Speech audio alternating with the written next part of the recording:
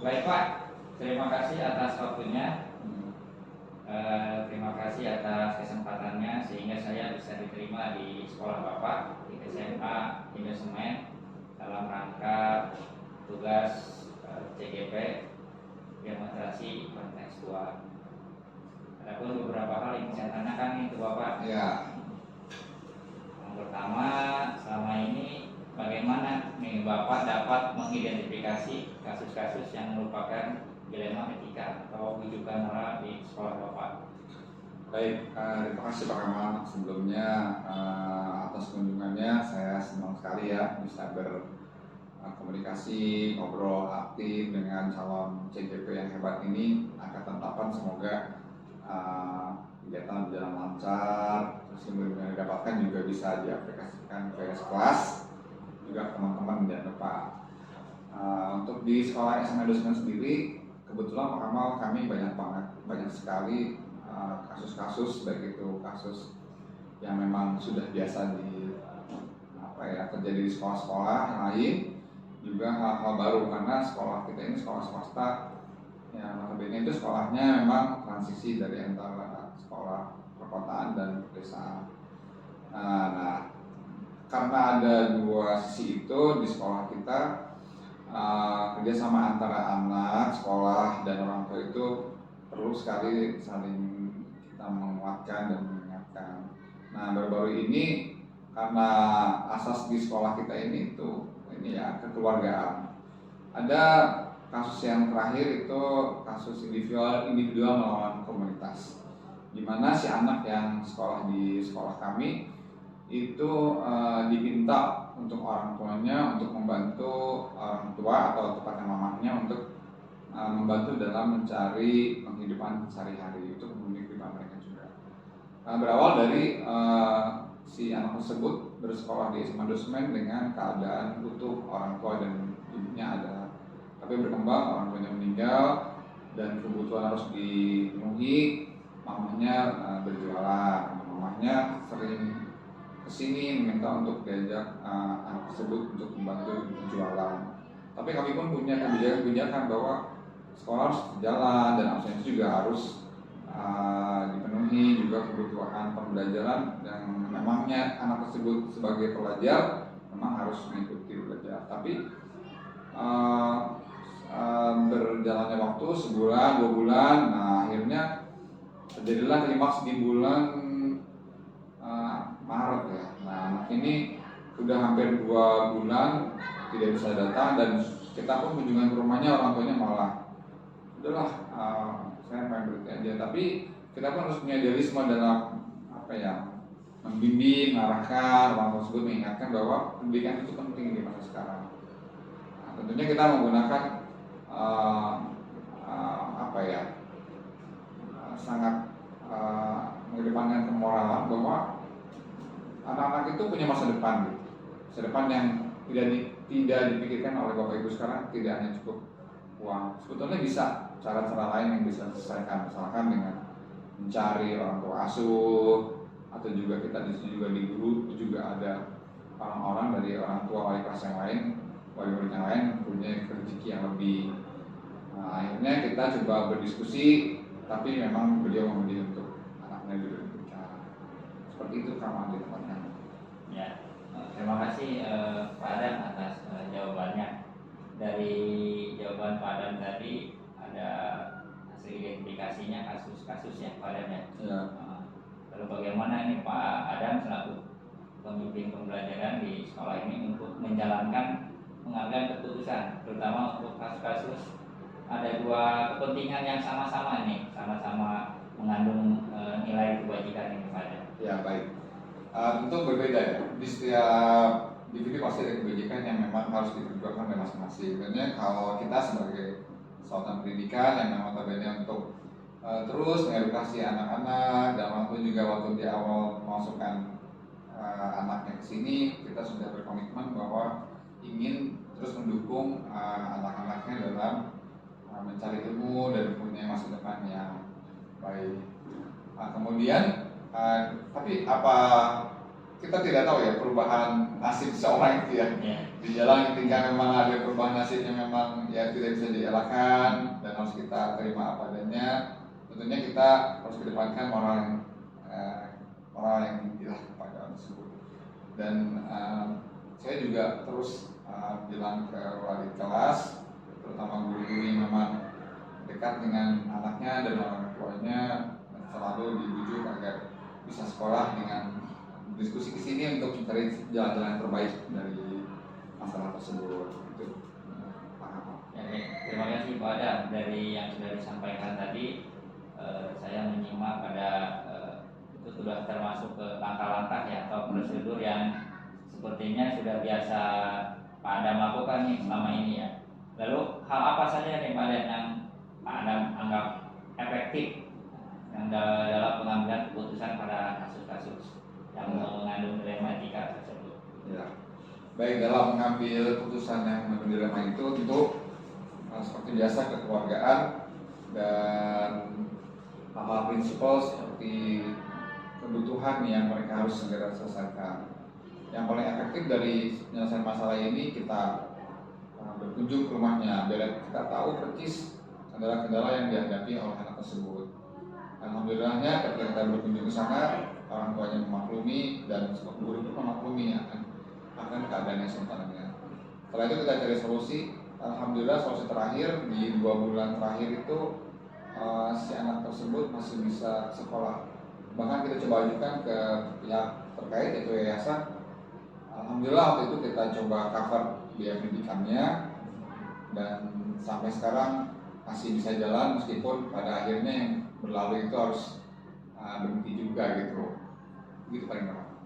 Oke, Pak Adam, kalau dilihat dari langkah yang Pak Adam ambil tadi kan anggap efektif ya. Lalu dalam proses perjalanannya ada nggak tantangan-tantangan, hambatan-hambatan atau hal-hal yang berkaitan dengan pengambilan keputusan tersebut? Ya baik. Tantangannya pertama, saya sebagai pemangku kebijakan harus membicarakan baik-baik dan cerita sesungguhnya berdasarkan hasil observasi ke rumah si anak tersebut dan orang tua. Saya sampaikan ke tempat yayasan kami berada di sini bahwa keadaan orang tua seperti itu, dan juga saya coba bermusyawarah dengan wali kelas dan juga guru-guru yang lain.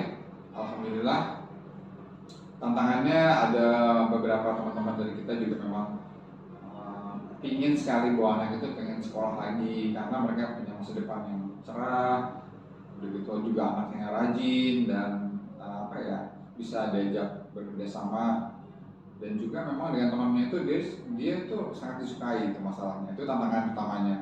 Tantangan berikutnya saya coba anak-anak untuk berkunjung ke rumahnya agar disadari mamahnya bahwa anak juga punya masa depan gitu. Ya alhamdulillah. Jadi 2 itu mungkin tantangan beratnya, sampai saya kirim berapa kali rombongan belajar anak ya untuk ke rumahnya. Tapi ya memang orang tuanya memang harus bersikap seperti itu sih, mempunyai sikap seperti itu. Ada ya tantangannya Pak Adam. Ada.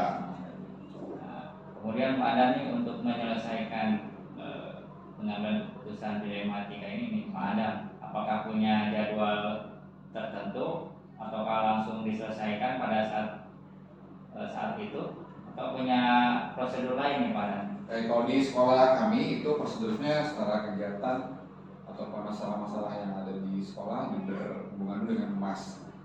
Nanti humasnya berkomunikasi dengan kesiswaan, juga dengan wali kelas. Hasil diskusinya itu nanti akan dibawa ke saya.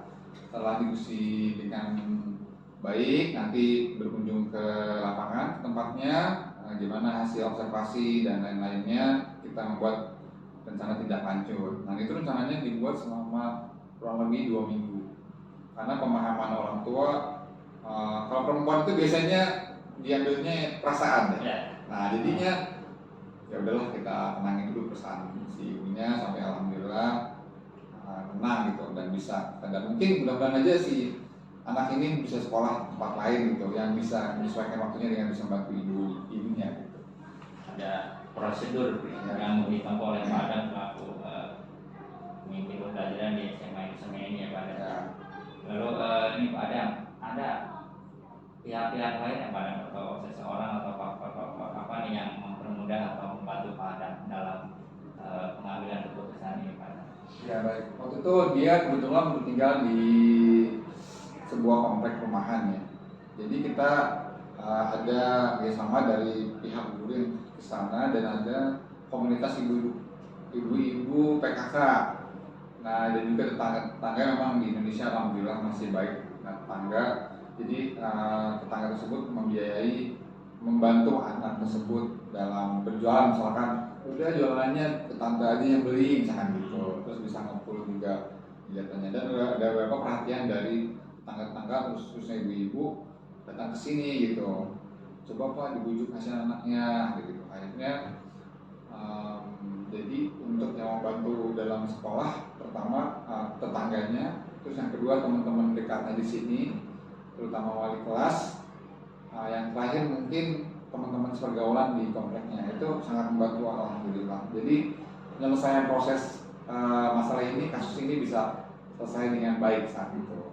Ya, alhamdulillah ya Pak Adam ya. Alhamdulillah. Artinya ada pihak-pihak yang membantu Pak Adam dalam pengambilan keputusan ini, baik itu dari pihak internal dari SMA Indosemen sendiri ataupun alhamdulillah dibantu dari pihak lingkungan masyarakat, terutama dari komunitas ibu-ibu PKK yang sangat peduli dengan salah satu warganya, dan alhamdulillah bisa diselesaikan Pak. Nah Pak Adam, dari semua hal yang telah disampaikan Pak Adam, ada pembelajaran apa yang Pak Adam bisa ambil pengalaman Pak Adam tadi? Ya baik Pak Ramal. Jadi pengalaman tertinggi itu ketika kita mengambil komitmen dari orang tersebut ya, orang tua atau anaknya dan juga kita, bahwa untuk menjawab komitmen itu memang butuh pertama keyakinan, terus juga tanggung jawab yang besar, bahwa ya kita sama-sama bertanggung jawab dalam memajukan pendidikan Indonesia, terutama anak kita sendiri. Nah, terus yang terakhir mungkin pengalaman berharga sekali, bahwa proses kasus atau masalah tuh paling enak tuh diselesaikan dengan musyawarah. Tentunya dengan tadi banyak-banyak cara-cara ya, ada yang tadi dilema etikanya, terus juga rujukan moral juga saya gunakan selalu, karena kalau kita di Indonesia tahapannya nggak kayak bisa di luar negeri gitu. Harus ada tahapan-tahapannya lah gitu. Baik itu tadi bantuannya juga ada dari yang pihak internal dan eksternal, agar semuanya sih tujuannya berakhir dengan baik-baik saja gitu. Ya. Itu paling pertama. Ya Pak Adam, terima kasih Pak Adam atas waktunya sehingga saya bisa diterima di SMA Indosemen ini dalam rangka wawancara untuk tugas demonstrasi kontekstual ini. Mudah-mudahan ini menjadi pengalaman juga bagi saya dan juga sebagai grup referensi bagi saya nanti untuk kedepannya dalam pengambilan keputusan di antara kasus dilema etika ini atau rujukan moral ini. Ya, terima kasih Pak Adam. Semoga sukses terus ya. Amin. Ya, terima kasih Pak Adam. Salam dan sukses buat CGP Angkatan 8. Terima kasih Pak Adam. Assalamualaikum warahmatullahi wabarakatuh. Waalaikumsalam warahmatullahi wabarakatuh.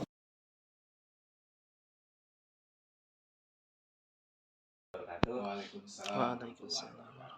Sebelumnya terima kasih Bapak atas waktunya untuk bisa menerima saya dalam rangka tugas demonstrasi kontekstual ini Bapak, dalam rangka wawancara berkaitan dengan pengambilan keputusan berdasarkan nilai kebajikan universal.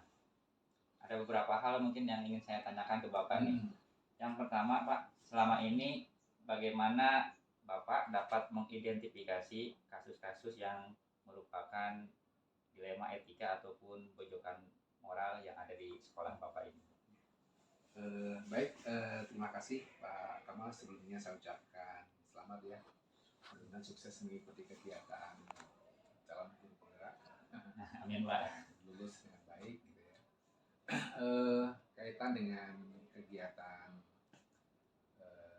dilema etika gitu ya, dan rujukan moral itu memang yang gak lepas lah dari sebuah organisasi, termasuk di sekolah lah, apalagi sekolah itu luar biasa. Jadi biasanya kasus-kasus ini muncul, contoh sederhana ya dari dilema etika itu, misalnya pada saat kita menentukan nilai anak lah kan di sana kan nggak ada yang salah gitu kan. Jadi antara guru ya yang pengen ideal gitu kan, ya, jadi ingin memberikan nilai pokoknya ya udah apa adanya saja seperti itu gitu kan nggak salah gitu kan. Tapi ada satu sisi juga guru yang pengen memberikan nilai dalam rangka untuk memberikan bekal masuk ke perguruan tinggi gitu kan, tapi juga tidak menyalahi prosedur dalam proses penilaian gitu kan. Nah ini yang seringkali terjadi gitu ya di sekolah. Mungkin Pak Kamal juga beberapa kali pada saat proses kenaikan lah gitu kan. Nah inilah yang harus kita buat satu apa ya pemahaman bersama ya kepada teman-teman ya menghadapi hal tersebut gitu kan. Ya kalau memang itu adalah rujukan moral ya, kalau udah benar salah mah gampang gitu kan. Itu parameternya jelas gitu kan gitu. Tapi kalau yang dilematika itu memang agak membutuhkan apa ya pemahaman bersama ya. Yang jelas adalah komunikasi gitu. Ya itu mungkin jadi kalau mengidentifikasi atau mencari solusinya ya, kalau mengidentifikasi itu kan biasanya tadi lah sudah muncul dengan sendirinya ya, muncul dengan sendirinya karena terutama lah di dalam kasus-kasus pada saat tadi di akhir tahun gitu kan, itu pada saat bapak ibu guru ya ya menyampaikan lah ya, menyampaikan aspirasi ya tujuan itu. Nah nanti kita bawa gitu kan. Nah kalau di apa pengalaman yang pernah dilakukan gitu kan, ya kita bawa aja teman-teman yang kira-kira lu nggak bisa gitu kan. Jadi ya kita bawa apa masalahnya apa gitu kan. Karena kan pada hakikatnya tujuan kita di SMA itu kan untuk mengantarkan anak didik kita bisa lolos kan ke perguruan tinggi gitu kan. Nah selama prosedurnya dilalui gitu kan dan tidak menyalahi aturan, kenapa tidak gitu kan. Ya, itu kadang-kadang ya masih adalah ya apa hal-hal seperti itu terjadi ya begitu. Jadi kasus dilema etika atau rujukan moral ini dapat muncul pada saat di akhir tahun pelajaran Pak, pada saat penginputan nilai. Salah satunya kalau pas bukan penginputan ya sebenarnya juga nggak salah. Orang guru kan cuma guru itu ibaratnya guru itu kan hanya menuliskan kan, menggambarkan lah gitu kan. Jadi apa yang dilihat dilakukan oleh anak, guru kan hanya menggambar gitu kan. Jadi tidak membuat guru itu gitu kan. Cuma yang tadi gitu kan, ada yang mungkin pada saat patokan nilainya itu mereka nggak sama ya. Jadi karena patokan parameternya nggak sama, patokannya nggak sama, ya kadang-kadang tadi ya kan ada sedikit perbedaan ya. Tapi sama-sama benar sih, nggak ada yang salah. Iya Pak. Langkah-langkah atau prosedur seperti apa sih Pak yang biasa Bapak sudah lakukan selama ini Pak? Dalam hal apa ini? Pengambilan keputusan untuk kasus-kasus dilematika atau rujukan moral ini. Langkah-langkah yang dilakukan ya dalam hal tadi lah seperti mungkin hampir sama ya dalam ini. Berarti langkah yang kita lakukan pertama-tama ya kita melakukan identifikasi dulu gitu kan. Identifikasi permasalahan, kemudian kita akan refleksi ya. Dan refleksi akar permasalahannya itu apa sih gitu kan. Jadi yang menyebabkan hal itu terjadi itu apa? Itu kan akar permasalahan gitu kan. Nah dari sanalah tadi ya kalau sudah ketemu gitu kan, akarnya ini permasalahannya ini gitu kan. Ternyata adanya miskomunikasi gitu kan, ternyata mungkin adanya salah memahami gitu kan, atau salah menyimpulkan, itu kadang sering terjadi gitu kan. Nah maka setelah ketemu gitu kan, nah kita bareng-bareng gitu kan, kita carikan ayo solusinya harusnya seperti apa nih gitu kan. Jadi penyamaan persepsi sangat diperlukan misalnya. Jadi Bapak mungkin yang sudah terbiasa lakukan menyamakan persepsi ya Pak. Iya. Termasuk tadi salah satu yang Bapak jelaskan termasuk ke dalam tantangan-tantangan yang Bapak hadapi gitu tadi Pak ya. Lalu Pak, bagaimana dengan yang efektif yang sudah Bapak lakukan gitu seperti nih Pak?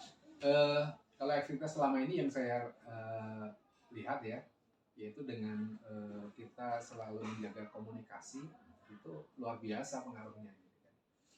Karena sesuatu hal itu kadang-kadang terjadi itu karena memang tadi lah komunikasi kita yang nggak lancar gitu kan. Jadi atau ya tuh mungkin sedikit info, nah kemudian karena dia sudah punya ini input sendiri ya, sehingga dia membuat satu kesimpulan juga sendiri gitu kan. Makanya kita harus hati-hati dengan pikiran kita gitu kan. Jadi kadang-kadang pikiran kita inilah yang membawa kita itu mau bahagia ya, mau sedih gitu kan, mau seperti apa, yaitu adalah pikiran kita yang hasil dari input-input yang masuk gitu kan. Kadang-kadang kita nggak mau bertanya, nggak mau tabayun gitu kan. Nah kalau mau tabayun, mau komunikasi lah gampangnya begitu, itu insya Allah selalu ada solusi gitu kan. Gitu. Jadi intinya selalu di sana. Jadi kita jaga komunikasi aja gitu kan. Komunikasi ini satu sih jadi tantangan juga hal yang efektif ya Pak. Iya itu satu solusi insya Allah selalu yang kurang seperti itu. Pak, kalau untuk pengambilan keputusan kebijakan ini Pak, apakah Bapak punya jadwal-jadwal khusus ataukah ketika ada kasus ini diselesaikan langsung di tempat ataukah punya jadwal tertentu gitu? Kalau penyelesaian kasus jadwal-jadwal, ini kan kasus itu muncul kan kalau memang sudah ada sudah ketahuan dari awal, ya mungkin kita ada jadwalnya, kita buat jadwal tertentu secara periodik untuk menyelesaikan masalah tersebut, ya kan. Tidaknya ini dilihat dari munculnya lah gitu kan. Karena memang tantangan masalah itu kadang-kadang memang ini yang tahun kemarin berarti harus seperti ini. Gitu. Tapi kalau tiba-tiba itu muncul gitu kan, nah itu kan harus segera diselesaikan ya, jangan sampai membesar lah gitu kan, membesar malah akhirnya sulit untuk diajak komunikasi. Jadi harus ya kan, hal itu juga kalau memang ada masalah ya kita tuntaskan, kita selesaikan. Di satu sisi ada jadwal tertentu juga ya Pak. Iya. Di satu sisi lihat dari kasusnya, kalau itu munculnya secara insidental ya harus kan segera diselesaikan. Untuk membantu Bapak ini pengambilan keputusan kebijakan ini Pak, ada faktor-faktor atau yang pihak-pihak lain Pak yang membantu Bapak ini Pak? Ya dalam menentukan artinya kan ya Allah itu kan memberikan mata kita memang besar ya, tapi sebenarnya kan kecil lah gitu kan. Kita kelihatannya kan kecil kan, jadi artinya apa yang kita lihat itu sebenarnya terbatas, gitu kan. Nah maka kita sangat perlu sekali info-info dari teman-teman gitu kan, pada saat kita ingin menyelesaikan satu permasalahan. Ya itu harus bareng-bareng gitu kan, permasalahannya apa ya. Jadi kita nyari inilah dulu lah gitu kan, informasi sekitar gitu kan. Tapi kalau memang keputusannya itu memang harus otoriter, ya kita putuskan otoriter. Jadi kita lihat kondisi ya, kurang lebih seperti itu.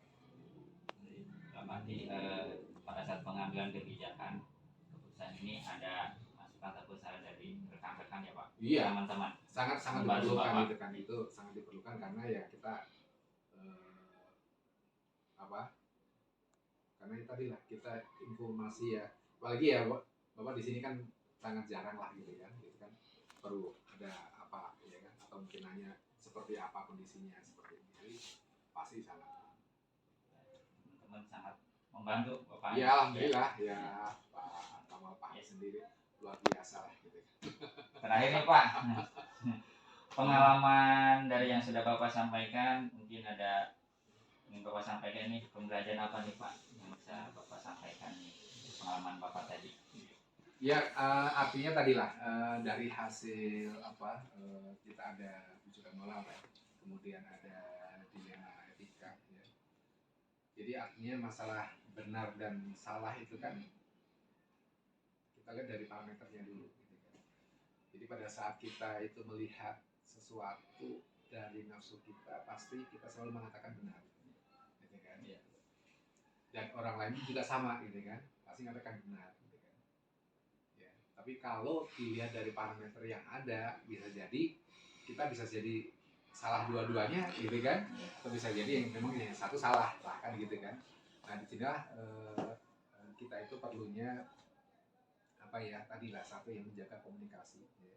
Kemudian yang kedua pada saat memang ada satu informasi ya, kita itu harus tabayun dulu, kita mencari informasi penjelasan gitu ya, supaya kita tidak cepat untuk salah lah gitu kan dalam memutuskan satu permasalahan ya.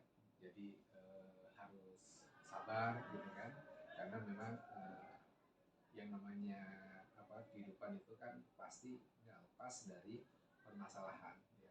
Dan kita harus coba selalu untuk mencari solusi, jangan sekali-kali untuk lari dari permasalahan ya, karena insya Allah kalau kita bisa menyelesaikan, yaitu ada kebanggaan, ada kepuasan, dan yang jelas akan membuat mendatangkan ilmu baru lah ya bagi kita, semakin dewasa lah Iya. ya.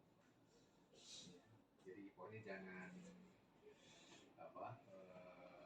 istilahnya jangan takut ya. Kemudian selalu jaga komunikasi aja gitu. Dan selalu positif thinking Ya, Pak. Terima kasih Pak. Iya. Mudah-mudahan jawaban-jawaban dari Bapak ini bisa menjadi sumber referensi bagi saya nanti Pak untuk kedepannya dalam pengambilan keputusan yang berbasis kebijakan moral ini Pak. Terima kasih Pak Ya, atas kesempatannya. sukses Terima ya kasih. buat Pak Assalamualaikum Karol. warahmatullahi wabarakatuh Pak. Dan lancar sukses. Amin Pak.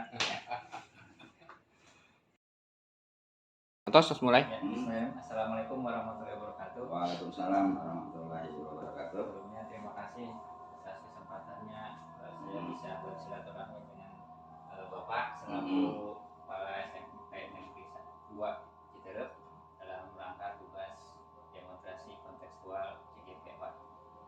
Silakan. Sebelumnya ada beberapa hal yang ingin saya tanyakan ke Bapak ini Pak. Yang pertama, bagaimana Bapak dapat mengidentifikasi kasus-kasus yang merupakan dilema etika ataupun rujukan moral Pak? Kaitan dengan dilema etika ya, itu untuk ya permasalahan itu tidak bisa kita menyelesaikan seperti masalah-masalah lain ya, artinya dilema etika itu adalah semua bolehlah katakan mengandung kebenaran ya. Jadi tidak seperti hitam atau putih ya. Cuman kita nanti dalam penyelesaiannya adalah harus melihat ya madorotnya yang paling sedikit, terus mempertimbangkan juga karakter peserta didik, karakter guru, karakter TU dan karakter sekolah itu sendiri. Nah jadi kaitan dengan dilema etika ini adalah permasalahan yang tidak begitu berat sebetulnya. Memilih yang satu benar, yang lain juga benar, seperti itu.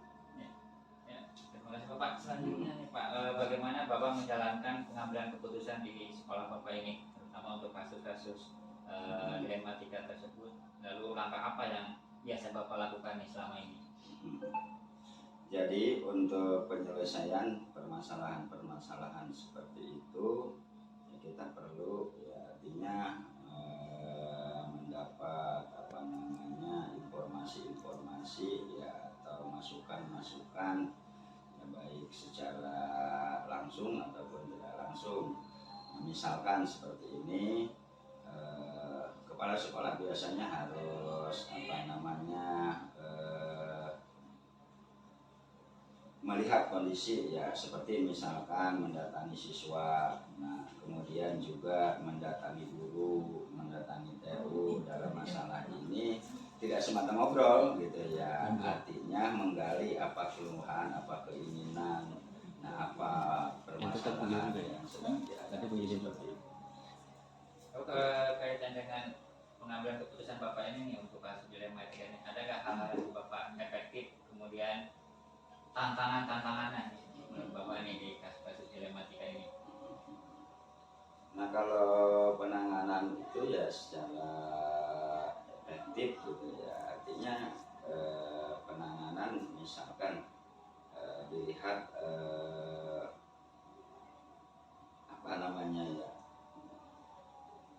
jadi tidak permasalahan itu dilihat dulu ya gitu ya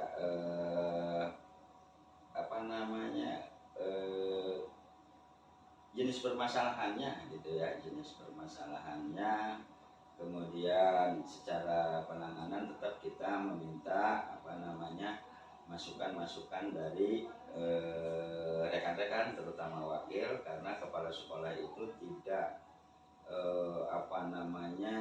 mengambil keputusan secara power gitu ya, powerful, enggak, harus tetap menerima masukan-masukan itu, walaupun kepala sekolah memang yang harus mengambil keputusan seperti itu ya. Jadi ada bantuan dari rekan-rekan Betul ya, jadi seperti itu ya. Nah, ketika Bapak misalkan nih ada kasus dilematika ini, apakah Bapak punya jadwal tersendiri ataukah diselesaikan pada saat itu juga? Kalau permasalahan dijadwalkan ya seolah-olah nanti masalah itu bulan depan masalah apa lagi, seperti itu ya. Jadi diselesaikan dengan jeda waktu ya, jeda waktu artinya kita minta sama gitu ya, minta referensi, minta informasi-informasi, minta masukan-masukan. Semakin banyak masukan gitu ya, maka semakin bisa kita memilih mana yang artinya maslahat ya, maslahat untuk banyak ya, warga sekolah lah terutama. Nah seperti itu ya. Untuk jadwal tidak ada, kalau dijadwal kan berarti masalah bulan depan apa kan begitu. Yang mudah-mudahan masalah itu tidak bermasalah. Bahkan kalau kita menunda menyelesaikan masalah juga itu akan masalah baru, seperti itu ya. Iya Pak. Terima kasih Pak. Untuk yang terakhir nih Pak, dari apa yang telah Bapak sampaikan nih, pembelajaran apa yang bisa Bapak petik nih, pengalaman Bapak dalam mengambil keputusan dilematika ini? Jadi dalam pengambilan keputusan kita harus banyak ya membaca ya begitu ya, mendengarkan aspirasi, dan juga ya banyak sumber-sumber, misalkan cara penyelesaian itu dari buku, tapi kan yang lebih akurat itu adalah terasa itu apabila kita menyelesaikan masalah tersebut di sekolah, seperti itu. Dan kemudian juga kepala sekolah itu ya diibaratkan kalau bahasa ya bukan nggak bagus bahasanya. Kepala sekolah itu ibarat tong sampah. Apa tong sampah tidak bisa menolak sampah yang jelek, sampah yang bagus, semua harus diterima. Nah itu adalah kewajiban kepala sekolah yang harus selalu dilakukan gitu ya. Jadi kita tidak bisa ya, oh orang ini mah omdo doang gitu ya, nggak bisa kita seperti itu. Ataupun kita harus menjadi pendengar yang setia. Kepala sekolah itu pendengar yang setia dalam arti misalkan ada si A ya, si A itu dari 1000 kata itu mungkin saja walaupun dikatakan si A kurang baik, dari 1000 kata ada saja satu kata yang bermanfaat.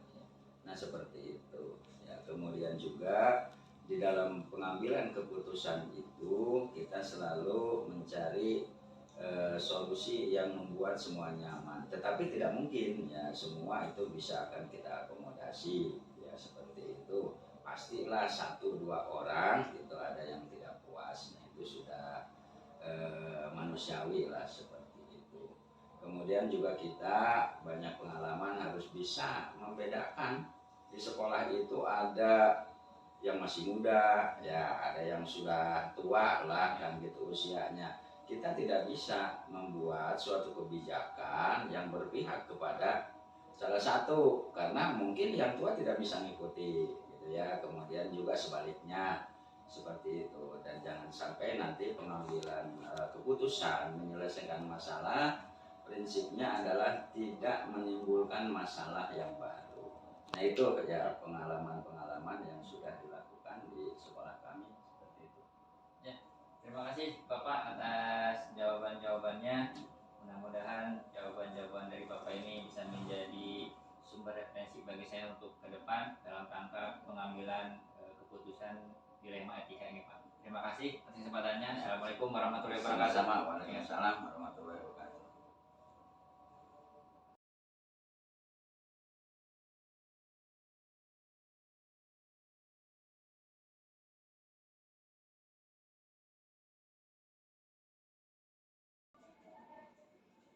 Assalamualaikum warahmatullahi wabarakatuh. Salam sejahtera untuk kita semua. Dalam video demonstrasi kontekstual modul 3.1 pengambilan keputusan berbasis nilai-nilai kebajikan sebagai pemimpin, saya Kamaluddin CGP Angkatan 8 akan menyampaikan refleksi berdasarkan hasil wawancara dengan 3 kepala sekolah, yaitu Kepala SMA Investment Bapak Adam Maulana ST, Kepala SMA Negeri 1 Gunung Putri Bapak Sutikna Triwardaya, dan Kepala SMP Negeri 2 Citerep Bapak Sofian Sauri SPD. Berdasarkan hasil wawancara, kepala sekolah sudah dapat mengidentifikasi berbagai kasus-kasus yang terjadi di lingkungan satuan pendidikannya masing-masing, terutama kasus-kasus dilema etika dan bujukan moral.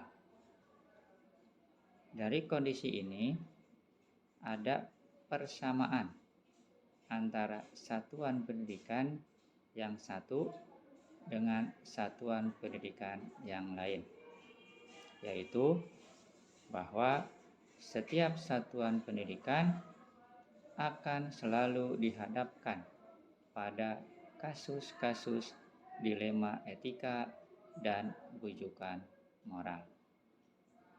Sedangkan perbedaannya adalah proses pengambilan keputusan yang diambil oleh masing-masing satuan pendidikan. Dalam video ini ada satu contoh kasus dilema etika dan bujukan moral, yaitu ketika ada orang tua murid yang menginginkan anaknya untuk berhenti sekolah dengan alasan untuk dapat membantu orang tuanya bekerja di rumah. Sedangkan pihak sekolah berharap dan menginginkan murid tersebut untuk tetap melanjutkan pendidikan demi masa depannya. Dari kasus tersebut terkait dengan paradigma dan prinsip pengambilan keputusan. Adapun keterkaitan dengan paradigma pengambilan keputusannya adalah individu lawan kelompok. Individu di sini tentu adalah orang tua murid. Kelompok di sini tentu adalah pihak sekolah. Sedangkan prinsip pengambilan keputusan yang terkait dengan kasus ini adalah prinsip berpikir berbasis rasa peduli, yaitu di mana sekolah masih memberikan kesempatan kepada murid tersebut untuk tetap melanjutkan pendidikan demi masa depannya, tentu dengan bantuan dan keringanan dari pihak sekolah. Adapun 9 langkah pengujian pengambilan keputusan yang muncul dalam kasus ini adalah adanya nilai-nilai kebajikan universal yang saling bertentangan, yaitu nilai keadilan dan nilai kemanusiaan. Nilai keadilan di sini tentu setiap sekolah memiliki peraturan yang sama dan berlaku untuk seluruh murid, terutama sosial ekonominya. Tapi di satu sisi nilai kemanusiaan di sini adalah kondisi sosial ekonomi yang dialami oleh salah satu orang tua murid tersebut. Lalu siapa saja yang terlibat dalam kasus ini? Tentu yang terlibat adalah pihak sekolah dan pihak orang tua. Pihak sekolah di sini adalah kepala sekolah,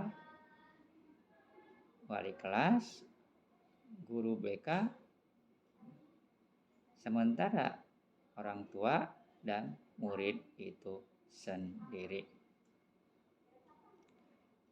Berdasarkan hasil observasi dan home visit yang dilakukan oleh pihak sekolah ke domisili tempat tinggal orang tua murid tersebut, pihak sekolah mendapatkan fakta-fakta bahwa kondisi sosial ekonomi orang tua murid tersebut memang kurang mampu. Dan ditemukan juga fakta yang menarik dan fakta yang unik bahwa adanya rasa kepedulian dari komunitas ibu-ibu PKK di tempat tinggal orang tua murid tersebut dengan memberikan bantuan kepada orang tua murid tersebut.